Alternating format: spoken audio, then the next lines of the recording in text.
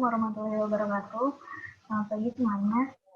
Di sini kita akan mempresentasikan audit publik mengenai audit saldo kas. Sebelumnya, kenalkan tadi dari kelompok 9 yang masih ingat ini.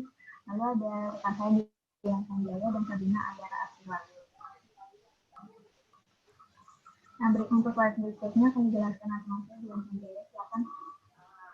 Baik, di sini kita akan membahas topik presentasi terdiri dari 7 subbab. Yang pertama itu ada definisi, tujuan, maksud audit saldo kas. Yang kedua itu pengertian materialitas, resiko, dan bukti audit. Yang selanjutnya ada tahapan proses pemeriksaan, terus pemeriksaan atas saldo kas, pengujian untuk mendeteksi fraud atau leaving, definisi dan manfaat bagan alur, pemahaman struktur pengendalian intern. Selanjutnya, di sini ada definisi, tujuan, dan maksud audit saldo kas. Definisinya, audit saldo kas merupakan bidang audit yang terakhir dipelajari karena bukti yang diakumulasikan untuk saldo kas sangat tergantung pada hasil pengujian dalam siklus lain.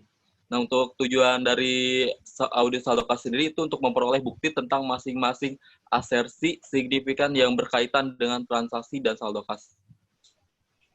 Untuk selanjutnya,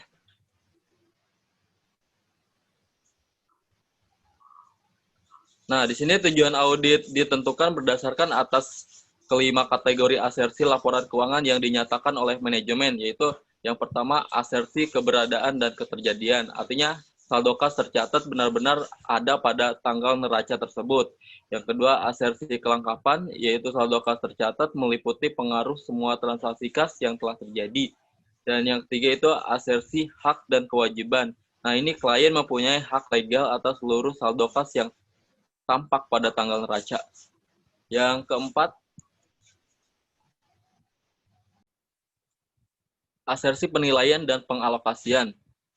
Artinya saldo kas tercatat dapat direalisasi pada jumlah yang dinyatakan dalam neraca dan sesuai dengan schedule pendukungnya. Dan yang terakhir itu ada asersi pelaporan dan pengungkapan. Yang pertama itu ada saldo kas telah diidentifikasikan dan dikelompokkan dengan tepat dalam neraca. Yang kedua, identifikasi dan pengungkapan yang tepat dan memadai telah dilakukan sehubungan dengan adanya pembatasan. Yang ketiga, kewajiban kontingensi, compensation balance, dan lines of credit dengan bank telah diungkapkan secara memadai.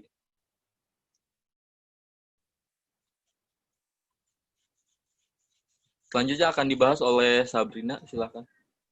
Selanjutnya ada pengertian materialitas, resiko, dan bukti audit. Untuk pengertian materialitas sendiri adalah besarnya informasi akuntansi yang apabila terjadi penghilangan atau salah saji dilihat dari keadaan yang melingkupinya. Selanjutnya dari resiko audit sendiri adalah resiko yang terjadi dalam hal auditor tanpa disadari, tidak memodifikasi pendapatnya sebagaimana mestinya atas suatu laporan keuangan yang mengandung salah saji material. Terdapat 3 unsur resiko audit. Yang pertama ada resiko bawaan, adalah kerentanan suatu saldo akun atau golongan transaksi terhadap suatu salah saji material. Yang kedua ada resiko pengendalian, yaitu resiko terjadinya salah saji material dalam suatu asersi yang tidak dapat dicegah atau dideteksi. Dan yang terakhir ada resiko deteksi, adalah resiko sebagai akibat auditor tidak dapat mendeteksi salah saji material yang terdapat dalam suatu asersi. Selanjutnya ada bukti audit. Bukti audit didefinisikan sebagai semua informasi yang digunakan oleh auditor untuk menentukan apakah informasi yang diaudit telah disajikan sesuai dengan kriteria yang telah ditetapkan. Informasi ini beragam tergantung pada tingkat pengaruhnya terhadap keputusan auditor mengenai apakah laporan keuangan telah disajikan sesuai dengan prinsip akuntansi yang berlaku umum. Selanjutnya ada tahap proses pemeriksaan. Yang pertama adalah lakukan pengamatan terhadap pemisahan fungsi penyimpanan kas dengan fungsi pencatatan kas. Yang kedua adalah lakukan pengamatan terhadap fasilitas pengamanan yang melindungi pemegang kas dari kemungkinan pencurian dan perampokan terhadap kas yang disimpannya. Selanjutnya ada mintalah kopi notulen rapat pimpinan mengenai pembukaan dan penutupan rekening bank. Selanjutnya ada ambil sampel bukti kas masuk. Selanjutnya ambil sampel bukti kas keluar yang telah dibayar, dan yang terakhir ambil berita acara perhitungan kas. Selanjutnya akan dijelaskan oleh Linda. Untuk berikutnya ada pemeriksaan atas saldo kas. Ini pemeriksaannya dibagi jadi 5 prosedur. Yang pertama adalah prosedur inisial. Prosedur inisial ini mengusut saldo kas awal tahun baik untuk kas yang di tangan maupun kas yang di bank untuk menelaah aktivitas data rekening buku besar dan menyelidiki adanya aktivitas yang nampak tidak biasa. Lalu selanjutnya ada prosedur analisis. Beberapa prosedur analisis yaitu yang pertama membandingkan saldo kas dengan anggaran, saldo tahun lalu, dan jumlah yang diharapkan. Lalu ada menghitung kas sebagai bagian dari aktiva lancar dan membandingkan dengan tingkat yang diharapkan. Untuk yang berikutnya ada pengujian detail transaksi. Langkahnya melakukan cut-off test untuk kas, lalu mengusut ke bank transfer untuk beberapa hari sebelum dan sesudah tanggal membaca untuk menentukan bahwa setiap transfer dicatat dengan tepat sebagai penerimaan dan pengeluaran. Lalu menyiapkan proof of cash untuk rekening bank yang tidak direkonsiliasi atau ada indikasi kecurangan. Nah, selanjutnya ada pengujian detail saldo. Langkah-langkahnya pertama, menghitung jumlah kas di tangan dan menentukan bahwa jumlah tersebut sudah termasuk di dalam saldo kas. Lalu yang kedua, mengkonfirmasi deposit bank dan saldo utang dengan bank. Lalu mengkonfirmasi perjanjian yang lain dengan bank yang berkaitan dengan kredit, kompensasi balance, dan jaminan utang. Lalu ada scanning, penelaan, dan penyiapan rekonsiliasi bank. Lalu ada mendapatkan dan menggunakan laporan bank untuk memverifikasi rekonsiliasi bank dan mendeteksi cash yang tidak tercatat dan menganalisa adanya praktik loan casing. Terus yang terakhir ada penyajian dan pengungkapan. Di sini langkahnya adalah membandingkan penyajian dengan gap atau saldo. Nah, selanjutnya.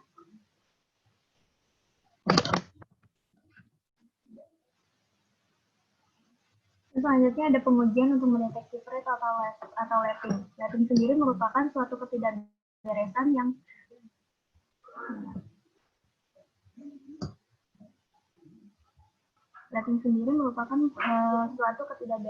mengakibatkan ketidaktepatan dalam jumlah penerimaan kas.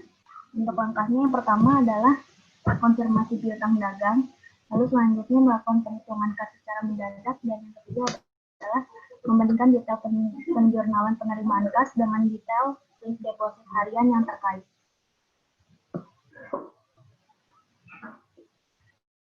Lalu di sini ada definisi dan manfaat bagan alur. Definisinya sendiri adalah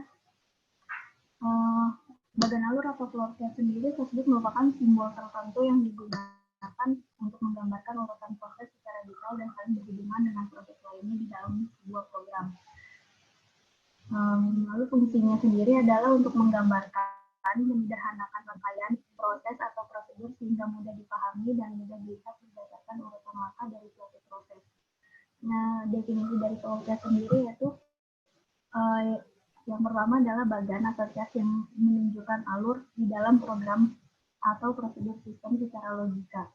Untuk manfaatnya sendiri yang pertama membantu memperjelas proses dengan kompleks, lalu dapat membantu anggota tim mendapatkan pemahaman bersama mengenai proses, lalu digunakan sebagai dokumentasi dan dapat membantu untuk mengambil keputusan dan menyoroti langkah-langkah penting.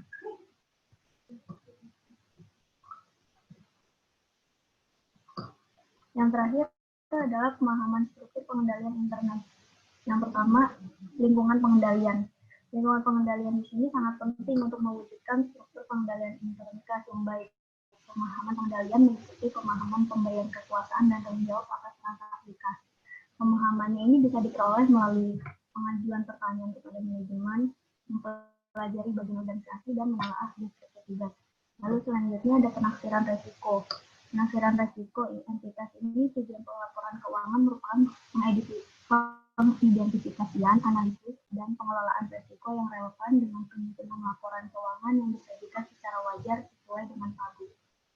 Lalu yang ketiga ada informasi dan komunikasi sistem akuntansi. Untuk pemahamannya sendiri menuntut pengetahuan auditor tentang metode pemrosesan data dan dokumen serta catatan pokok yang digunakan. Pemahaman informasi dan komunikasi diperoleh melalui penelahan buku, manual akuntansi, dan flowchart sistem. Memajukan pertanyaan pada personal akuntansi dan pengalaman terdahulu dengan klien. Lalu yang terakhir ada aktivitas pengendalian. Aktivitas pengendaliannya ada beberapa proses sebenarnya dari sisi kinerja, pengolahan informasi, pengendalian fisik, dan pemisahan tugas. Sedangkan dokumen yang catatan yang diperlukan seperti bukti kas masuk, surat pemberitahuan, daftar surat pemberitahuan, bukti setor, bukti kas keluar, permintaan pengeluaran kas kecil, bukti pengeluaran kas kecil, dan permintaan pengisian kembali kas kecil. Sekian presentasi dari kami. Apabila ada salah dan kesalahan, mohon maaf. Wassalamualaikum warahmatullahi wabarakatuh.